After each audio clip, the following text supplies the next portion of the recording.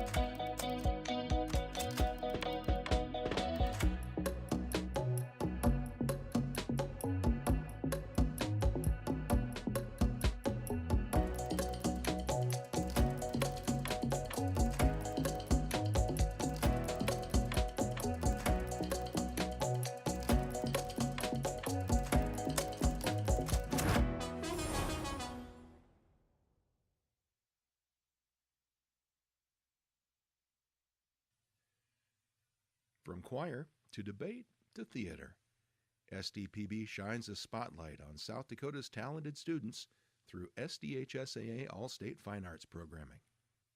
Good, useful, and full of wonder. SDPB.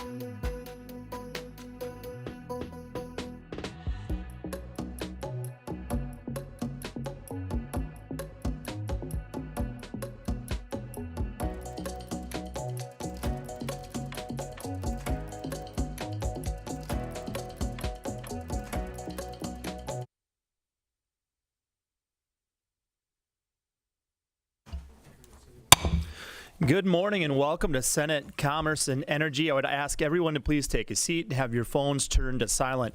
If you plan on testifying today, please sign in at sdlegislature.gov.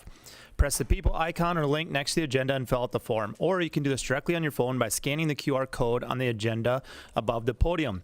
At this time, I'd ask the secretary to please call the roll. Senators Melhoff. Excused. Dibert. Here. Hone. Excused. Carr. Here. Kobeck. Here. Larson. Here. Perry. Excused. Peterson. Here. Crabtree. Here. Mr. Chair, we have a quorum. Thank you. At this time, I'd entertain a motion to approve the minutes of our last meeting. Moved by Dibert, second by Larson. All those in favor say aye. Aye. Those opposed say no. The minutes are approved. A reminder to testifiers to sign in, and lobbyists, please make sure your badge is clearly visible. If you have any handouts today, make sure that those are distributed by the page there. And at this time, if you'd like, why don't you come on up, introduce yourself, and tell us what was the lesson you learned in your 2 weeks here? My name is Hannah DeLine. I'm a senior at Mitchell Christian, and the biggest thing I learned was kind of how the government works in general, like with committee meetings and then getting bills to the floor and things like that. Fantastic. Well, thanks for all you've done up here on your page time here. With that, we're going to go ahead and jump into the committee agenda. We're going to shuffle things around just slightly. We're going to take the executive reappointments first. So we will go ahead and get started with the executive reappointment of Ronald Wheeler, Lawrence County lead South Dakota to the South Dakota Science and Technology Authority. We'll take proponent testimony at this time.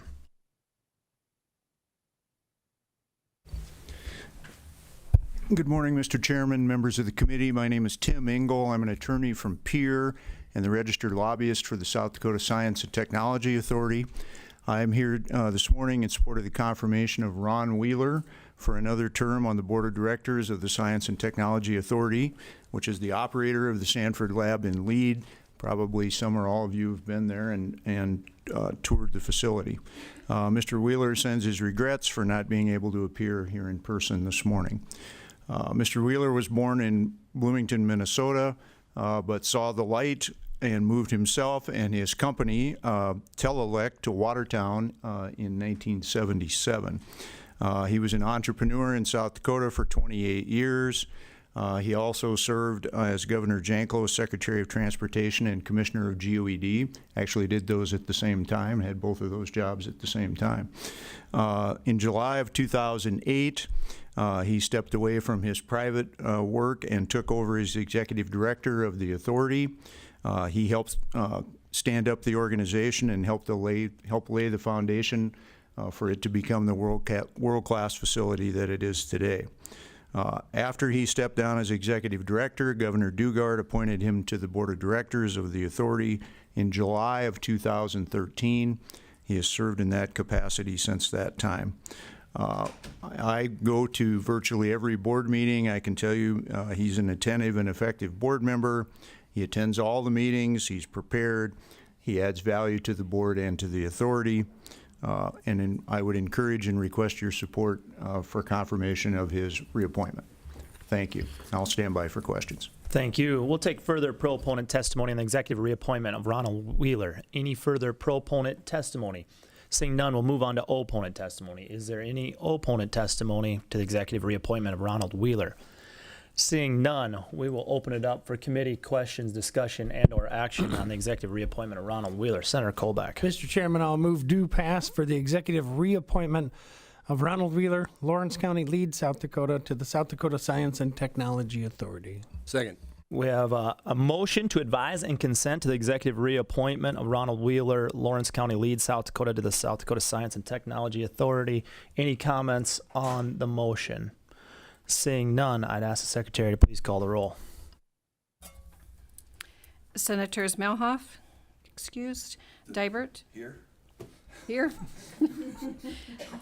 Dibert. Aye. Hone. Excused. Carr. Aye. Sorry. Kobeck. I'm here too. Larson. Perry.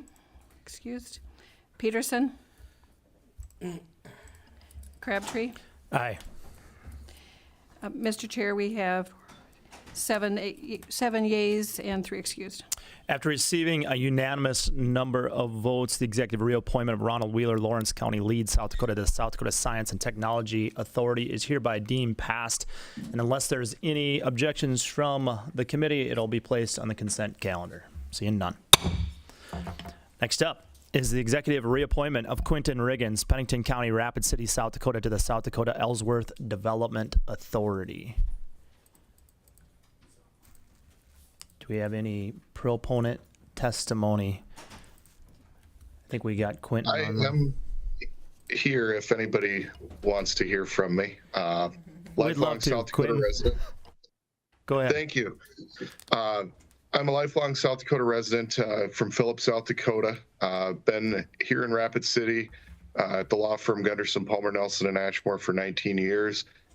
First appointed to the South Dakota Ellsworth Development Authority by Governor Dugard, reappointed by Governor Noem. Thoroughly enjoy the process, working to try to ensure that the base remains viable and part of our community. As we all know, it's an important part of our state and has been for many, many years. And so I look forward to continuing in that role if you guys feel that I'm still worthy of that position. So I appreciate your consideration. Thank you, Mr. Riggins. Is there any further proponent testimony on the executive reappointment of Quentin Riggins? Seeing none, we'll move on to opponent testimony. Is there any opponent testimony on the executive reappointment of Quentin Riggins?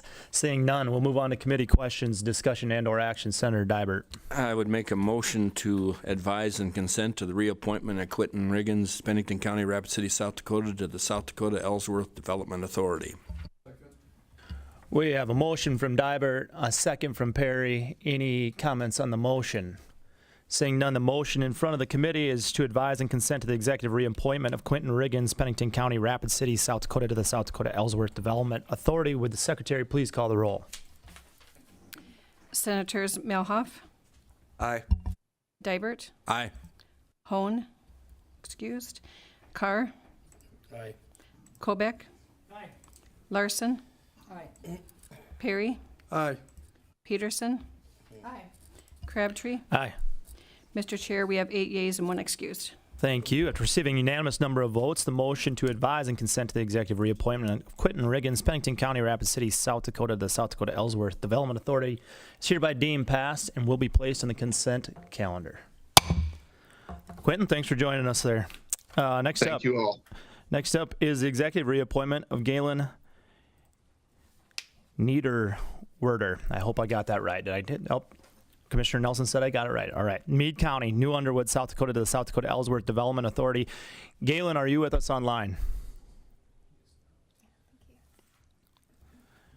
We don't have him online. All right. Well, is there any proponent testimony to the reappointment of Galen? Seeing none, is there any opponent testimony to the reappointment of Galen? Seeing none, I'll open it up to committee questions, discussion, and/or action. Senator Perry.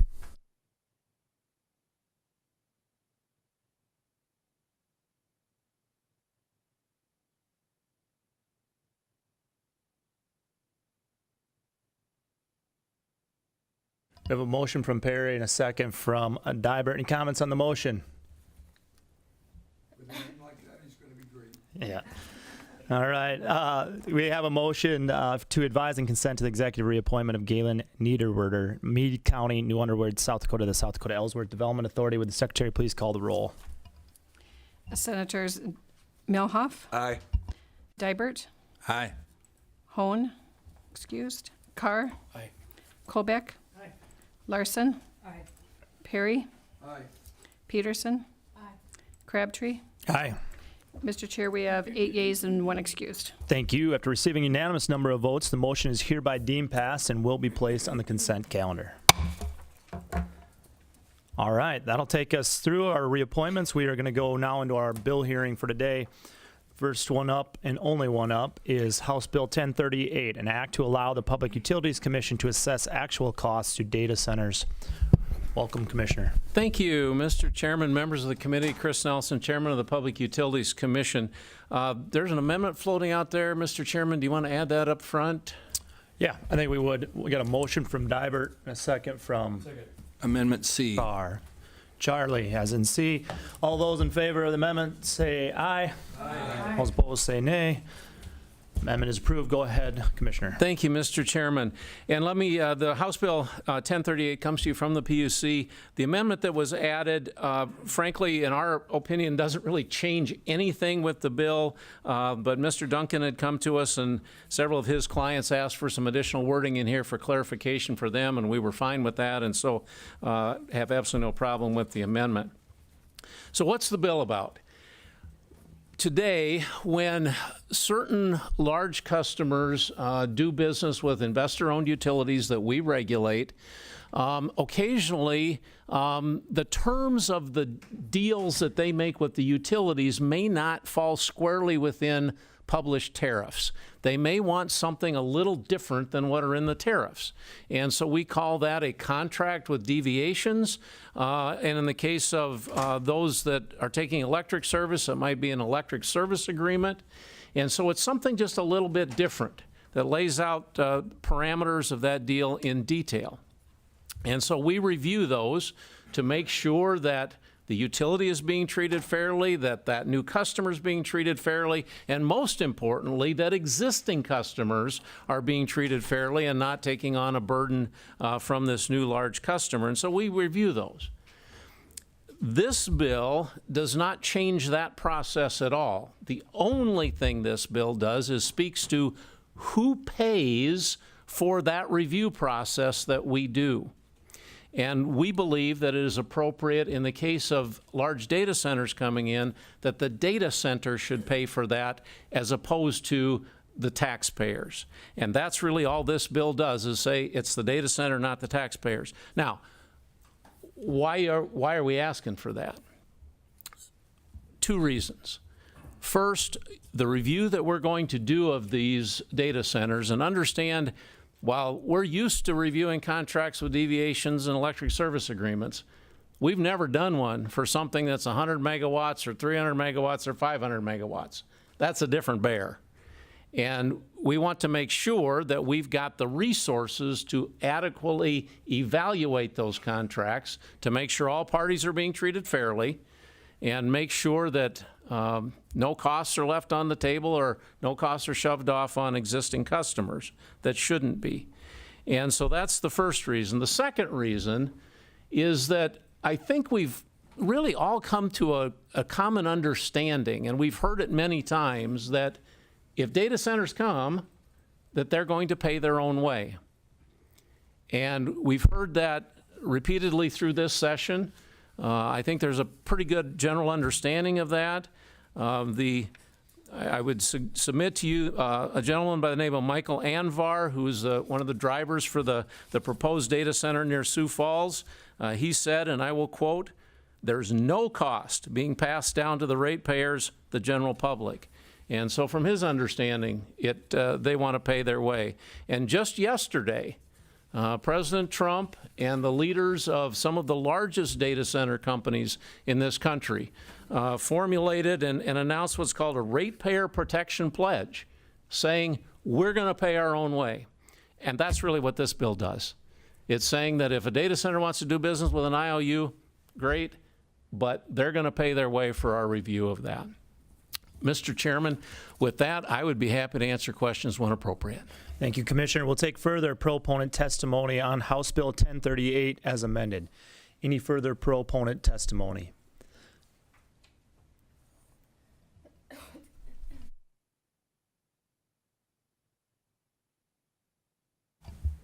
Good morning, Mr. Chairman, members of the committee. My name is Drew Duncan. I'm the registered lobbyist for Heartland Energy and a lawyer from the city of Sioux Falls. Heartland Energy is a wholesale power provider based out of Mass, and we're serving about 29 communities and a number of other state institutions in a 4-state area. As one of the interesting parts of the process, there's really not a place for me here, neither a proponent or an opponent, and I want to make sure that everybody understands that, and I want to make sure that I stay out of the way of this bill. But I also wanted to come up and just make sure that everybody understands what the concerns were that I raised to the commission, and am very grateful that the commissioners in this matter, including the two sitting in this room, took it seriously enough to allow me to put a small amendment on a bill that they feel is very appropriate, or that they feel is very important, excuse me. I very much appreciate that. The only thing that the amendment does is ensures that municipal electrics and co-ops who already answer to separate boards, separate regulatory authorities, don't also have to answer to the Public Utilities Commission. We do that on we have our own utilities commissions in essence that we have to operate, or we have to answer to, we have to be regulated by, and we just wanted to make sure that that didn't apply. Also in the definition, you'll see a small change to make sure that we're really focusing on the type of projects that I think everyone has in their crosshairs this legislative session, and we're not catching other big projects that may be coming to South Dakota now, in the future, or otherwise. For that reason, I wanted to get up and again extend my gratitude to the commissioners and explain again that I am neither a proponent or opponent, but there's really not a place for me. But I would be happy to stand by in case there's any questions. And you guys are free to do what you will with this bill. But that's my only comments. Thank you. Thank you. We'll take further proponent testimony on House Bill 1038 as amended. Any further proponent testimony? Seeing none, we'll move on from proponent to opponent testimony. Is there any opponent testimony to House Bill 1038 as amended? Seeing none, we'll waive rebuttal. Move on to committee questions on House Bill 1038 as amended. Mr. Chair. Senator Melhoff. Thank you, Mr. Chair. I have a question for Commissioner Nelson, which is why does this bill single out data centers? Why doesn't it just say 10 megawatt loads or greater? Go ahead, Commissioner. If I might, Mr. Chairman, it's simply because data centers are the large load that's out there that may potentially come here. I've not heard of any other type of load that might be 100 megawatts, 300 megawatts, 500 megawatts. I'm just not hearing that at all. This is the one that really is imminent on the horizon. Follow up? Yes, go ahead. Have you ever reviewed a contract with deviations on a load that was over 10 megawatts? Has the commission ever done that? Go ahead. I don't believe so, subject to check.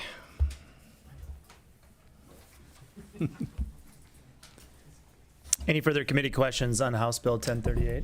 Or do you know? I may want to amend my answer.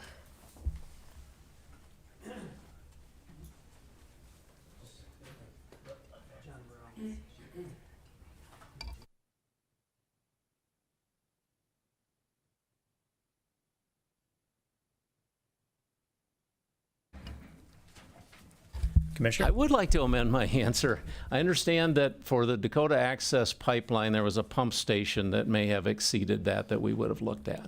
And I think that was a 13 megawatt. Again, not in the 100, 300, 500 category.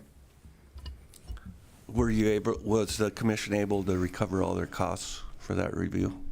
Go ahead, Commissioner.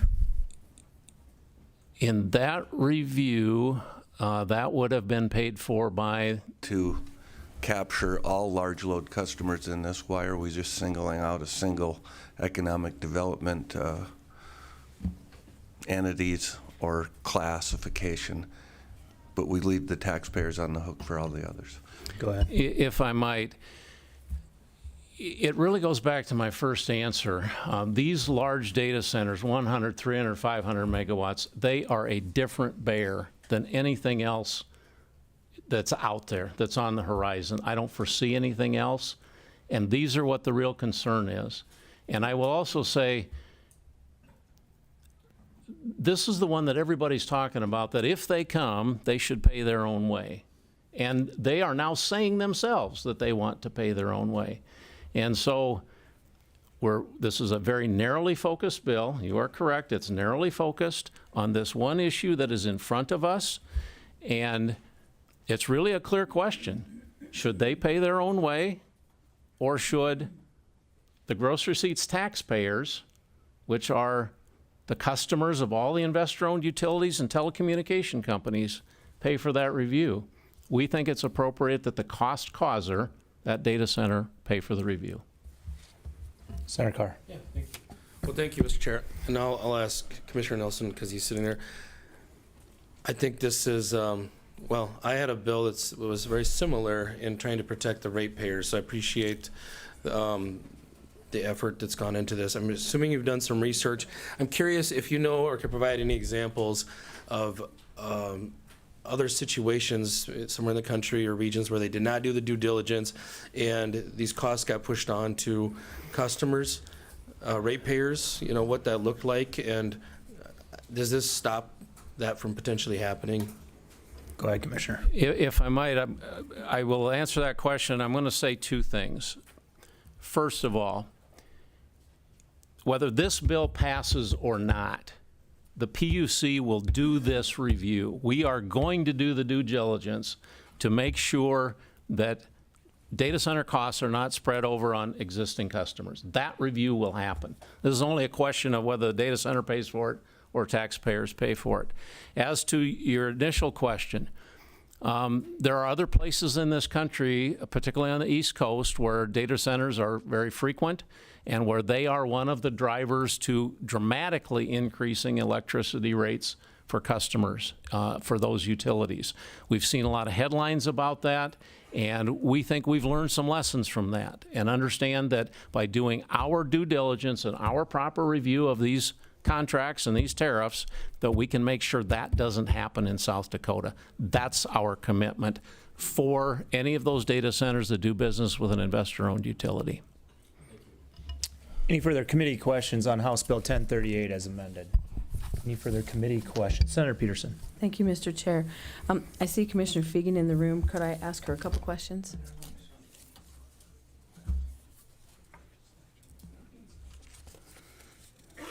Go ahead, Senator. Good morning, Commissioner. Thanks for being here. I understand you've recently been at a conference, and it's a Southwest Power Pool conference. Do I understand that correctly? And part of that was related to large loads, and you were working with other commissioners from different states, other commissions, and talking about how they handle large loads. And I'm wondering if you can just tell me a little bit about that. Sure, Mr. Chairman. Thank you. Yes, the last 3 days I've been in Dallas with Southwest Power Pool, and large loads is the main topic that we've really been working on since July. So it's all about looking at the cost, and that's what it's all about. I mean, you look at exit fees, infrastructure fees, grid connection, all the things that even financial obligations, and there's so much too large load that public utilities commissions are concerned about. So I was talking to Missouri and an investor-owned utility there, and they spent 18 months with the commission to figure out a large load tariff. And then I was also with Kansas, and their commission actually, their investor-owned utility, they had stakeholder meetings that were public and transparent on their large load tariffs. And they had over 50 hours invested in stakeholder meetings. And so it's fascinating. We did have a large load flex tariff come to us. I think it was about the end of April, the last week of April, and the investor-owned utility that was in front of us wanted a decision by June 1st and it to go into effect. And just realize our process is slow. Even to get interveners, we have to wait a couple weeks. So our staff really worked hard on making sure that we looked at that tariff. And we didn't make a decision on that until January, but actually it was amended so we can look at the tariff when it comes back. So it's pretty important that we look at all the items that are costing. So follow up, please, Go Mr. ahead. Chair. So it would seem to me that there's a lot of time invested, and would it be right to assume that that's part of why you feel like it's important that those fees are covered and covered by the entity that's actually incurring those as opposed to just putting that on the taxpayer. Right, and there's so much to it because there's maybe a capacity cost, a planning reserve margin cost, and we may have to hire an expert for our first one in MISO, our first one in SPP, our first one in the West. So we make sure all those costs are given to the data center. And so just working with Missouri, I was talking to the commissioner yesterday, and she just got 16 new FTEs to work on these type of things. So we're not going to have that in South Dakota, and that's why experts are so important, that we have money to do that. I was just going to ask, Mr. Chair. Go ahead. I was just going to ask a follow-up if you have a request into appropriations for that. Just kidding. Further committee questions on House Bill 1038 as amended. Senator Colbeck. Commissioner Fegan. Yes.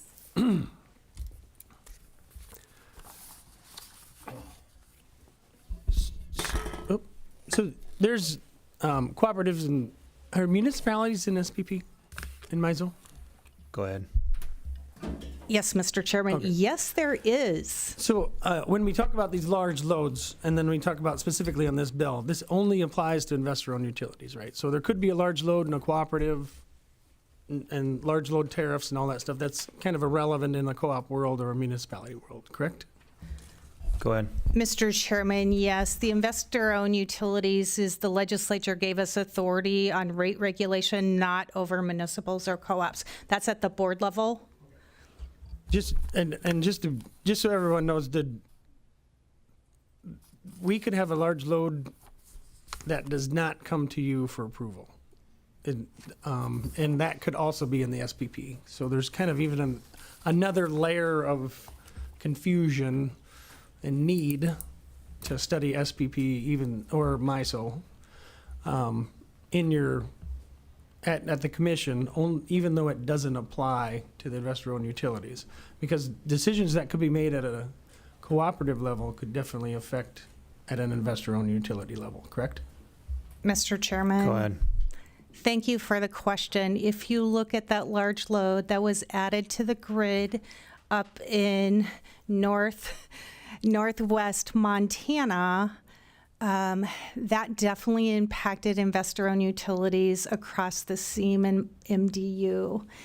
And that was a cooperative. I flew down to Little Rock a couple weeks ago to help Heartland with a connection to the grid and making sure our municipals have the ability in our planning reserve margin and our demand response and all those policies. So at SPP, I represent everybody at the table when we talk about large load connecting and making sure the large load pays. Any further committee questions? Senator Holm. Thank you, Mr. Chair. This is for Commissioner Fegan. Go ahead. Yes, thank you for being here. And I know I got here a little bit late. As far as with the cost allocation, thank you for bringing this legislation forward. How many staff does South Dakota have compared to other states when it comes to staff resources to evaluate the rate structure? Go ahead, Commissioner. Thank you, Mr. Chairman and Senator. What I understand is we have the least staff in the country for what we all do. And so Rhode Island is close, but they have two different divisions, and that's why they're higher than us. We're small, and we use experts. So if you look at a rate case that we do, we have one with Excel right now, we have one with Ottertail, and it looks like we have one with Black Hills Power. We will use experts because we don't have the funding to have those experts in-house. Further committee questions on House Bill 1038 as amended. Any further committee questions? Seeing none, we'll close questions, move on to committee discussion and or action on House Bill 1038 as amended. Senator Perry. For a comment, safeguards are key in protecting our residential ratepayers from bearing the cost of data centers. So I'm going to support HB 1038. Second. Was that a motion, Senator Perry? Okay. Senator Peterson. So I move to pass. Okay, we got a Second. We had a motion from Senator Peterson, a second from Senator Dybert. Comments on the motion, the do pass motion, Senator Peterson. I would just echo Senator Perry's comments. I think that it's important that these types of costs don't get passed on to ratepayers, that they are paid by the entities that are incurring the costs. We have a do pass motion. Any further comments on it, Senator Melhoff? Thank you, Mr. Chair. I'm going to resist the motion, and simply for the fact that this singles out. Once again, I think somebody said that's the thing that's in everybody's crosshairs, which that's exactly what it is, this legislative session. And I don't think ratepayers should be picking up the tab for those costs, but I don't think it should be only in the case of a data center. I would like to see that struck from the bill, but it's not my bill. I'm not going to bring an amendment. Senator Hone. Thank you, Mr. Chair. This bill is about fair and just rates for data centers and residential customers. And I do support a thorough evaluation by the PUC, which would be funded by the cost causers. So I will be supporting this legislation. Further comments on the do pass motion? Any further comments? Seeing none, I'd ask the Secretary to please call the roll.